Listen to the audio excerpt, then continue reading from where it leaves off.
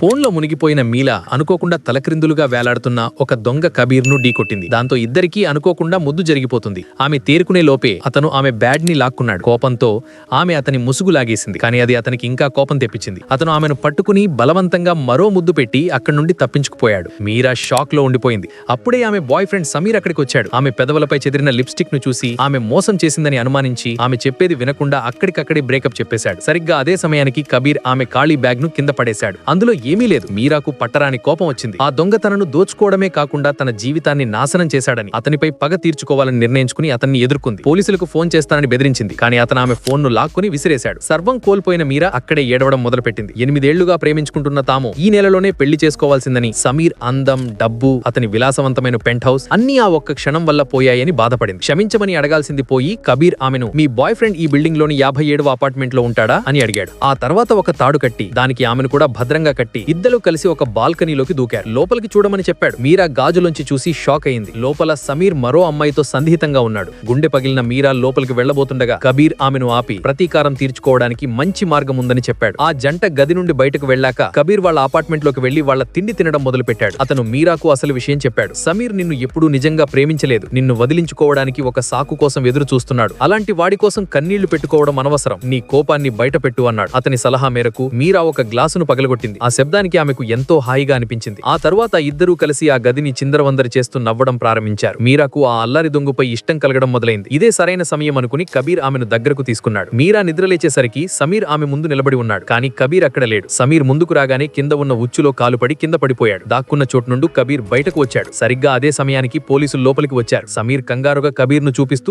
దొంగ అని అరిచాడు. కానీ కబీర్ కథను పూర్తిగా మార్చేశాడు. అసలు దొంగ సమీరే. అతనే మీరా వస్తువులను దొంగిలించి తన ఇంట్లో దాచుకున్నాడు అని చెప్పాడు. పోలీసులు సాక్ష్యం అడిగారు. కబీర్ సోఫాను పైకి లేపాడు. దాని కింద అతను ముందే దాచిన మీరా వస్తువులు అన్నీ ఉన్నాయి. సమీర్ ఎంత చెప్పినా సాక్ష్యం బలంగా ఉండటంతో పోలీసులు నమ్మలేదు. అతన్ని దొంగతనం నేరం కింద అరెస్ట్ చేసి జైలుకు పంపారు. చివరకు మీరా మరియు కబీర్ వాళ్ల విలాసవంతమైన పెంట్ హౌస్ ను సొంతం చేసుకుని తమ కొత్త జీవితాన్ని ప్రారంభించారు.